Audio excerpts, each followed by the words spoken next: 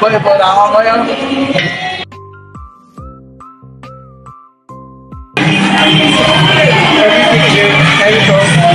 The story about it.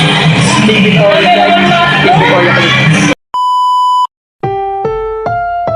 Ang susunod na programa ay rated PG. Patnubay at gabay ng magulang ay kailangan sa mga batang manonood.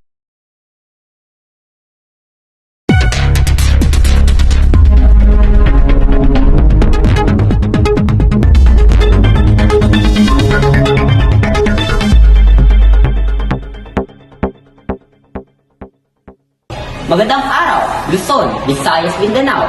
Same-sex marriage sa Greece, isa sa batas. Mga hindi nakapag-consolidate ng jeepney drivers hanggang tanggapin ng isang transport group. 3 bagong vehicle sa Pampanga. Odonis Anselm, inanunsyo ang pagre-retiro. And hypen, tuwang-tuwa na makita ang mga Pilipino ulit. Para sa Balitang International, narito si Raymond Laca. Raymond, Same-sex marriage isa sa batas sa Greece. Ang plano ni Greek Prime Minister Kyriakos Mitsotakis na gawing legal ang same-sex marriage sa bansa at payagan ng pag-aangkon para sa mga LGBTQIA+ caucus ay nakakuha ng mahalagang suporta ng kalilang oposisyon noong Huwebes. Si Stefanos Kassilakis, ang hayagang gay ex-banker na namumuno sa radikal na kaliwang partido na si Syriza, ay nagsabi na tuturuan niya ang kanyang 38 mababatas na bumoto para sa panukala. Kahit na pinunan niya ang panukala para sa hindi sapat na pagpunta ng mga karapatan ng pagiging magulang. Si Kassilakis na ikinasal sa kanyang asawa sa New York noong Oktubre 2023 ay nagpahayag ng pagnanais na magkaroon ng mga anak sa pamamagitan ng isang kahaliling ina. Isang kaugalian na nakakailan ay natanggap ng pagkondena ni Pope Francis at ginawang ilegal sa Italia. Sa isang panayam sa pribadong ni Star TV, sinabi ng politiko na sa kabila ng mga imperfection nito, ang panukalang hinihayag ng punong ministro noong Miyerkules ay naglalaman ng ilang positibong elemento. Na-illegalize ng Greece ang same-sex partnership noong 2015. maraming salamat Raymond. At para sa Balitang National, narito si Brian Arcega. Brian? Mga hindi nakapag-considerate na jeepney driver handang tanggapin. Handa ang grupo Pasang Mazda na tanggapin ang mga trooper na hindi nakapabilang sa Kooperatiba 121. Ayon kay Pasang Mazda National President Obert Martin, ito ay upang hindi sila mawalan ng hanap buhay at matulungan ang kanilang pamilya. Pinayuhan naman ni Tsunami Transport Service Incorporated ang mga trooper na hindi nakapag-considerate na umapela sa Land Transportation Franchising and Regulatory Board dahil wala silang magawa sa ukol dito. Ngunit pagtitiyak na Tsunami, handa silang ampunin ng mga ito kung sakaling mapagbigyan ng LTFRB ang kanilang apela. Maraming salamat Brian. At para sa Balitang Lokal, narito si Mary Grace Manansala at Princess Anne Uliano.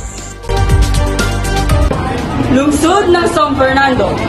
Pinangunahan ni Gobernador Dennis Pineda ang donasyon ng 3 bagong service bicycle sa Pampanga Police noong Lunes, 8 ng Enero. Inaasahan pa lang ng mga bagong sasakyan ang logistik at pagtugon ng pulisya sa probinsya.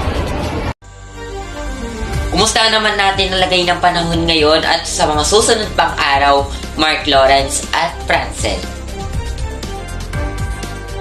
Mula Huwebes hanggang Biyernes, ang bansa ay maaaring makaranas ng binabuti na kondisyon ng panahon dahil humina ang mga sistema ng panahon na nakaka-apekto sa bansa. Ganuman, maaaring mangyari pa rin ang hiwalay na pagbuhos ng ulan o localized thunderstorm, lalo na sa silangang seksyon ng bansa. At para sa Balitang Sports, narito si Lance Yu. Nanunsyo ni Donnie Saslam ang pagre-retiro bilang isang professional na manlalaro ng basketball player noong Hulyo 28, 2023. Naging emotional naman ito habang sinasabit ang kanyang jersey number noong Enero 20. At ang National Basketball Association o NBA naman ay nag-donate ng $50,000 isa na sa ating family charity ng manlalaro. At para sa balitang showbiz, narito si Michael Yaman. Tiyak na mas masaya ang Pilipinas dahil sa mga dayuhan at lokal at artista dahil binibigyan nila ang bansa ng kanilang musika. Tulad ng kanilang kamanghamanghang pagtatanghala at ng mga sold out nilang konsyerto.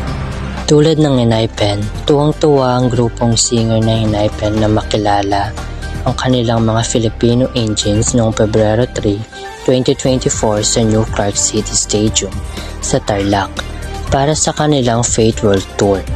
Binati rin ng grupo ang kanilang mga tagahanga sa isang kamakailan lang na-upload na video para silipin ang kanilang paghahanda para sa Fate Tour sa Tarlac. At iyan lamang po ang mga balita ngayong araw. Ako po si Mark Anthony Montano. At ako naman po si Justin Calitunanan para sa malawak na paglilingkod sa bayan. At ito ang HERAU.